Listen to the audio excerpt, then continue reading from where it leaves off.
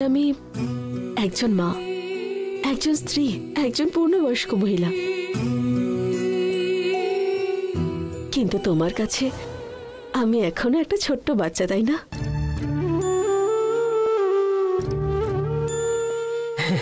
ঠিক আছে, ঘুমিয়ে পড়ো।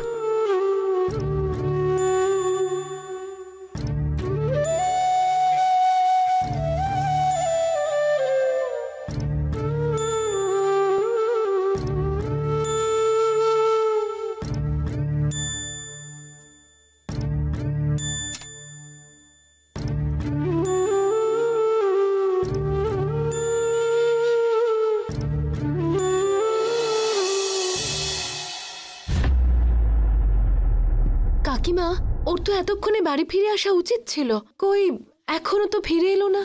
রোজ তো এই সময় বাড়ি চলে আসে, আজকে কেন এলো না?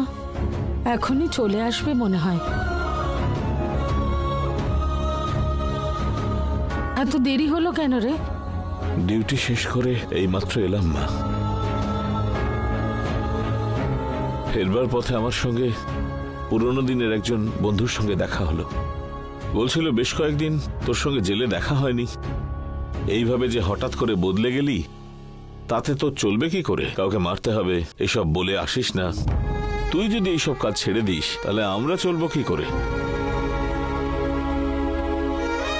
তাতে আমি বললাম, এইসব কাজের জন্য আর আমাকে ডাকিস না তোরা।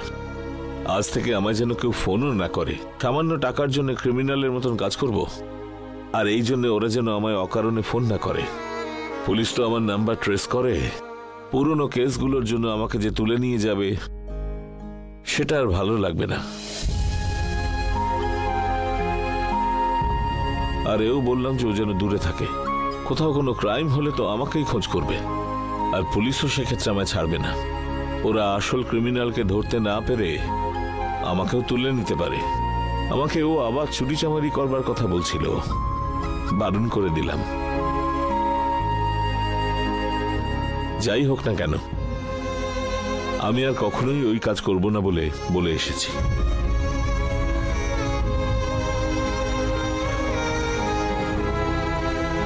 একসময় তুমি কেমন ছিলে? নেশা করে রাস্তায় যাকে দেখতে তার সঙ্গেই ঝগড়া করতে, লোফার ছেলেদের মতন ঘুরে বেড়াতে। তোমাকে দেখে আমার একটুও ভালো লাগতো না।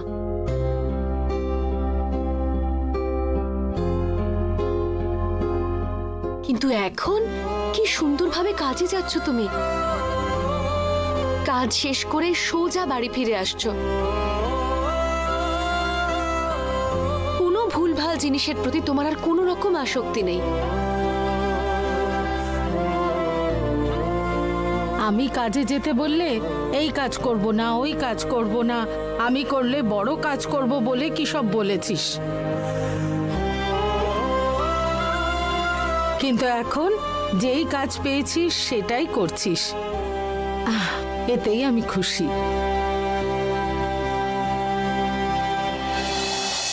এতদিন তোকে নিজের ছেলে বলে আমার খুব খারাপ লাগতো, কিন্তু এখন যা করছিস তুই, আমার খুব ভালো লাগছে। যারা তোকে গালাগাল দিত এখন তারাই তোর প্রশংসায় পঞ্চমুখ।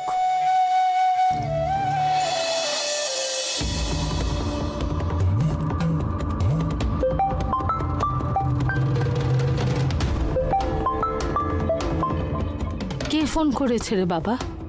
মা, ইন্সপেক্টর হঠাৎ কল করছেন। কি বলছে কথা বল, ফোন না ধরলে খারাপ হবে। হ্যালো, কোথায় আছিস রে? স্যার, বাড়িতে আছি। তুই এসব আবার কবে থেকে শুরু করলি রে? তোর কাছে নাকি 1 কোটি টাকার নাগমণি রয়েছে বলে 5 লাখ টাকা অ্যাডভান্স নিয়েছিস ওই সোনারপুরের রঘুর কাছ থেকে। তুই নাকি বলেছিলি যে ওকে টাকাটা ফেরত দিয়ে দিবি, কিন্তু এখন টাকাও দিচ্ছিস না আর ফোনটাও ধরছিস না। স্যার, কোনো একটা ব্যবস্থা পরে আমি করে দেব। কাকে গল্প শোনাচ্ছিস? হ্যাঁ, আরে করতিস তো তুই কুলির কাজ। ওখানে তোকে কে 1-1.5 লাখ টাকা মাইনে দেবে? যে 15,000 টাকা তুই মাইনে পাস তাতে তোর খাবার টাকাও হয় না। এখন 5 লাখ টাকা কোত্থেকে ফেরত দিবি? ঠিক আছে স্যার, আমি ওটার জন্য অন্য কোনো ব্যবস্থা করে দেব স্যার। এই, আমি এসব কিছু শুনবো না। এরপর দেরি হলে তোকে বাড়ি থেকে তুলে আনবো। ওর 5 লাখ টাকাটা তুই তাড়াতাড়ি দিয়ে দে, নইলে কিভাবে বের করতে হয় আমি ভালো করে জানি। স্যার, আধ ঘন্টার মধ্যে 5 লাখ টাকা কি করে অ্যারেঞ্জ করতে পারবো? দয়া করে একটু সময় দিন স্যার। পুরনো ভৈরব যদি থাকতো তাহলে তো আমার কথা বলার ধরনটাই বদলে যেত স্যার। আপনি যেখানে আছেন সেখানে গিয়ে কেটে ফেলে দেব বলে বলতাম। বুঝতে পারছি না মা। কিন্তু এখন আমি আর আগের মতো নই। এই, তুই মারলে কি আমরা দাঁড়িয়ে দাঁড়িয়ে আঙুল চুষবো নাকি? তুই জানিস না তোকে এনকাউন্টার করে দেব আমরা। যার থেকে টাকা নিয়েছিস সে কমিশনারকে কমপ্লেন করেছে। কমিশনার নিজে কল করে বলেছে আমাকে ইমিডিয়েট এই টাকাটা তুলে দিতে হবে। তাই তুইও যত তাড়াতাড়ি সম্ভব এটা সেটেল করে নে। এই, ভৈরবের বাড়িতে চল। কি হয়েছে রে বাবা? আমি আগে একজনের কাছে 5 লাখ টাকা নিয়েছিলাম কাজ করে দেব বলে, কিন্তু এখন তো সেই সব কাজ ছেড়ে দিয়েছি মা। এই জন্য ওরা হয় টাকা দে, নয়তো পুলিশ স্টেশনে নিয়ে গিয়ে মারধর করে বার করবে বলছে। এখনই ওনাকে 5 লাখ টাকা দিতে হবে। কাকিমা, ও যখন খারাপ ছেলে ছিল তখন কারোর এসব করার সাহস ছিল না। এখনো শুধরাতে চাইছে, তাই সবাই ওকে আমাকে 5 লাখ দাও 10 লাখ দাও বলে ভয় দেখাচ্ছে। যে খারাপ সারা জীবনই খারাপ থাকবে, এই সমাজকে ওকে শুধরোতে দেবে না।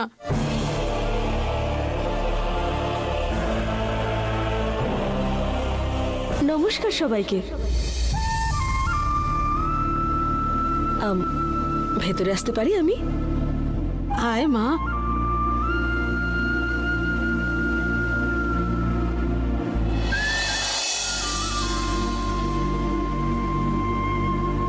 আরে, নিজের মায়ের কাছে আসতে জিজ্ঞেস করতে হয় নাকি? দাদা, কেমন আছো তুমি?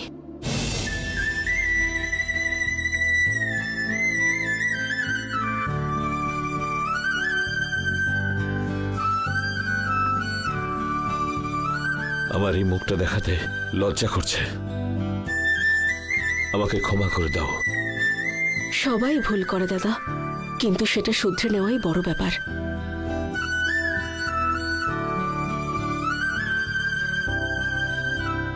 তুমি যেটা করেছো সেটা কিন্তু সকলে পারে না করতে।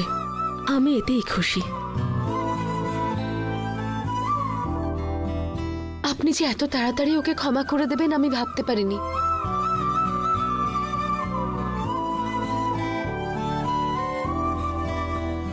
ও যা করেছে অন্য কেউ থাকলে ওকে অনেক শাস্তি পেতে হতো। আপনার অনেক বড় মন।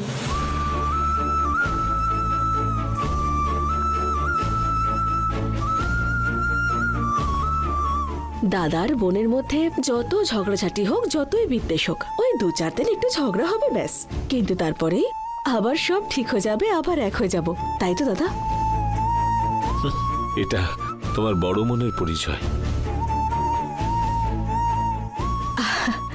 এই ছুটকি ডাকটা আমি কতদিন হয়ে গেল শুনিনি দাদা। দিনে 100 বার ডাকতে পারতাম, কিন্তু নিজের দোষেই তো সব হারিয়ে ফেললাম।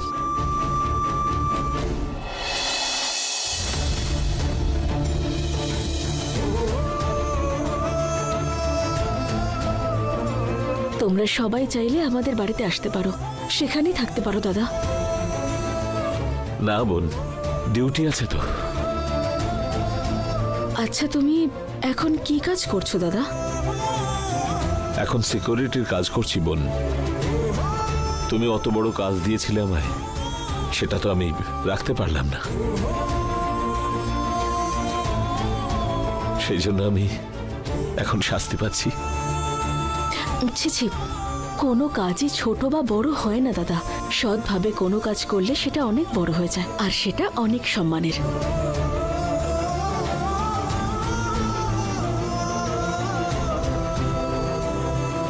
তুমি বদলে গেছো বলে তোমার জন্য একটা ছোট্ট গিফট এনেছি আমি।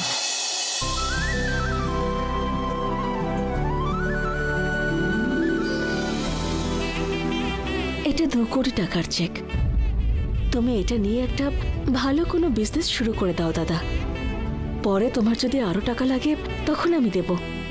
নাও।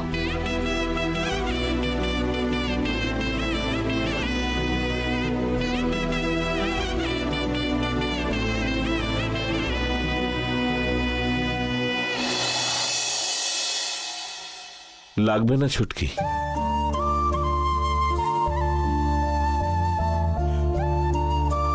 আমার মা বলেছিলেন যেদিন আমাদেরকে বাবা ওই বাড়িতে যেতে বারণ করেছিলেন, সেদিন থেকেই ওই সম্পত্তির সঙ্গে আমাদের কোনো সম্পর্ক নেই।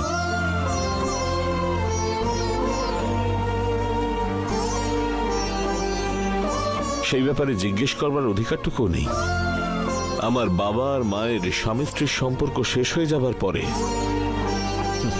সম্পত্তির অধিকারী আমি আর নই। ওর ওপর আমার কিসের অধিকার আছে?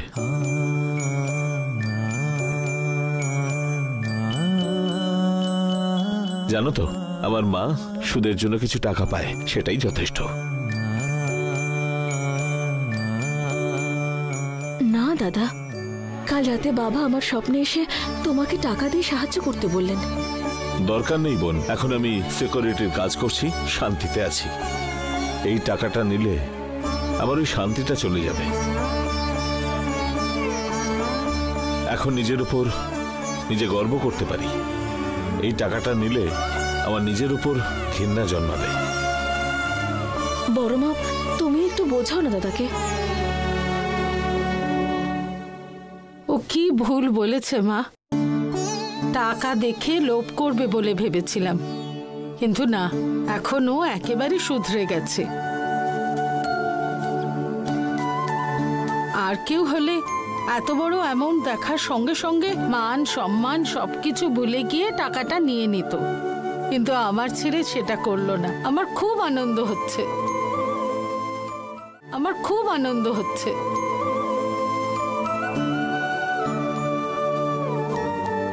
আমি তোমায় মন থেকে মেনে নিলাম। ঠিক আছে, আমার কাছ থেকে 2 কোটি টাকার চেক নিতে হবে না। আসার সময় বাইরে দেখলাম পুলিশ দাঁড়িয়ে আছে। ওরা তোমাদের কাছ থেকে টাকা নেওয়ার জন্য আসছে নিশ্চয়ই। আর কিছু না হোক, অন্তত এই ব্যাপারে সাহায্য করতে দাও আমায়, প্লিজ।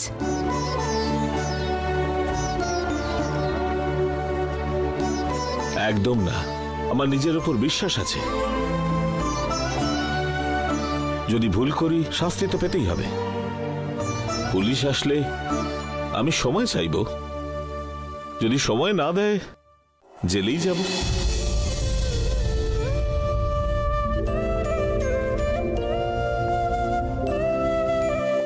আমার প্রাপ্য শাস্তি তখন আমি পাবো, তারপর শুধরে গিয়ে ফিরে আসবো।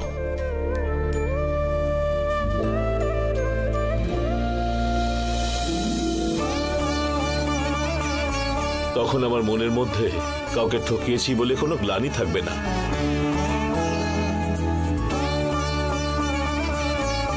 দয়া করে ওই টাকাটা তুমি দিও না। হাত জোড় করে বলছি, খুব কষ্ট করে মনটাকে আমি বেঁধেছি।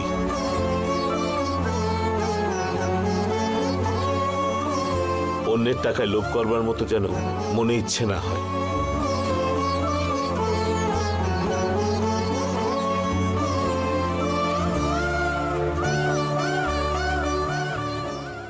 একদিকে তুমি বদলে গেছো বলে আমি ভীষণ খুশি হয়েছি, কিন্তু অন্যদিকে আমাকে বাইরের লোকের মতো ট্রিট করছো বলে খুব খারাপও লাগছে। এসব নিয়ে একদম ভাববে না ছুটকি। নিজে খেটে আমি অন্ন জোগাড় করব, এটাই সিদ্ধান্ত নিয়েছি। দয়া করে এটুকু করতে দাও। ঠিক আছে দাদা, যখনই তুমি কোনো একটা বিজনেস করার কথা ভাববে সঙ্গে সঙ্গে আমাকে একটা কল করো। আমি সেই মুহূর্তে তোমাকে টাকা দিয়ে তোমার জন্য সব অ্যারেঞ্জমেন্ট করে দেবো। অনেক উন্নতি করো, এটাই আমার আশা দাদা। বড় মা, আসি আমি এবার। সে কি মা, তুমি এসেই চলে যাবে বলছো? 2-1 দিন থেকে খাওয়া দাওয়া করে যেও। না বড় মা, একটা খুব ইম্পর্টেন্ট কাজ আছে, সেটা গিয়ে আমায় সারতে হবে। নেক্সট টাইম আসবো। আর এর পরের বার যখন আসবো তখন 2-1 দিন থেকেও যাব। আসি আচ্ছা বৌদি। ঠিক আছে, আসছি বড় মা। হ্যাঁ, দাদা, আসি আমি।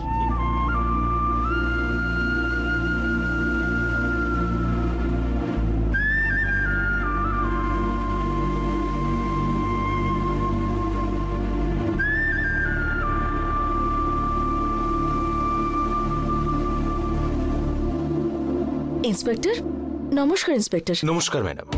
ভৈরব বাবুর কাছে টাকা নিতে যাচ্ছেন বুঝি? হ্যাঁ, আপনি কি করে জানলেন?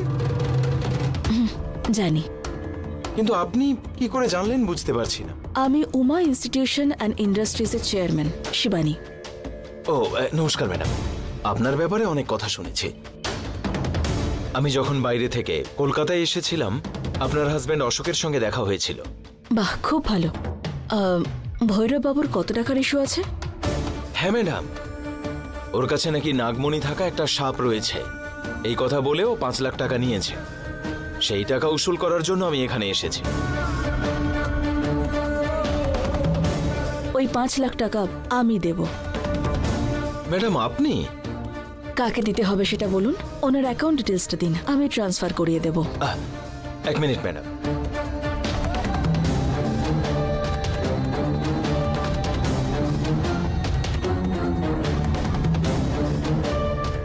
ভাই রঘু, তোর অ্যাকাউন্টে এখনই টাকা ঢুকবে, দেখ অ্যাকাউন্ট ডিটেলসটা পাঠা। ম্যাডাম কোন নম্বরে পাঠাতে হবে? আমার অ্যাকাউন্টেন্ট তেজস্বীর নাম্বার থেকে। হ্যাঁ। আমি নাম্বার বলছি, আপনি নোট করে নিন। এই নাম্বারটা লিখে নে তুই। হ্যাঁ, 9656 9656 3070 3070 685। 685। ম্যাডাম কার নাম্বার? নাম তেজস্বী, আমার অ্যাকাউন্টেন্ট। ওনার নাম তেজস্বী, অ্যাকাউন্টেন্ট। ওনাকে সব ডিটেলস পাঠিয়ে দে।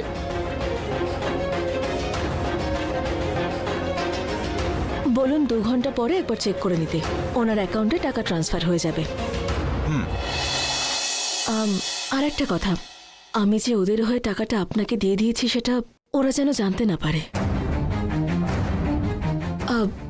আগে উনি সত্যি খুব খারাপ ছিলেন, 420, চিটিং এই সমস্ত কেসে ধরা পড়তেন, কিন্তু এখন উনি অনেকটাই বদলে গেছেন।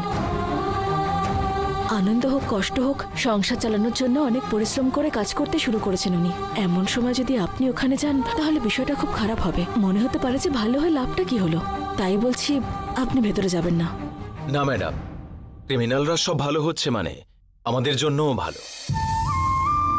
ভালোই হয়েছে, এরকমই হোক। ঠিক আছে ইন্সপেক্টর, ওনার ওপরে অন্য কোনো কেস আছে কি? থাকলে আমায় বলতে পারেন।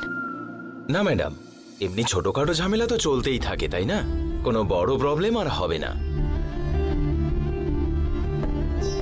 ম্যাডাম, এদের সঙ্গে আপনার কি সম্পর্ক?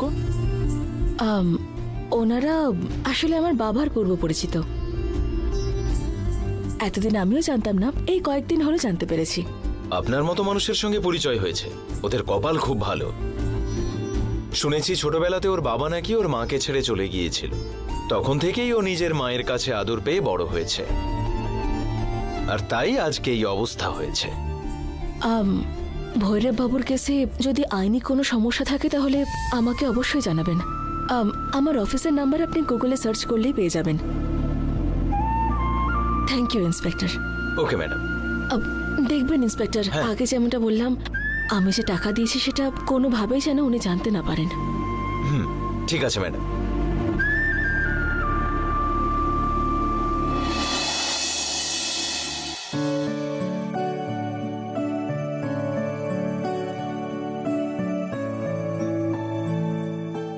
দাদা, এটা কি? শিবানী বলেছে নন্দিনীর জন্য একটা ছেলে দেখবে। কুয়োর জলে ঢিল ছুড়লে যেমন কোনো ঢেউ ওঠে না, আমাদেরও সেই অবস্থা। তোমার মতো একজন মানুষ, তারও নন্দিনীর জন্য ছেলে দেখছে না, তার বিয়ের জন্য কোনো চিন্তা নেই। কি দাদা? আসলে ওটা হলো কি, মানে সারাক্ষণ ধরে নেশা করছো, লোকের আলোচনা করছো, বাড়ির একটা কোণে বসে। এই তো কাজ তোমাদের দুজনের।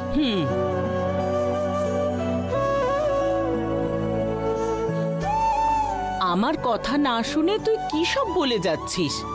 কি ব্যাপারে কথা বলছো তোমরা শুনি? তোর বিয়ের ব্যাপারে আমরা কথা বলছি। আমি এখন বিয়ে করতে চাই না।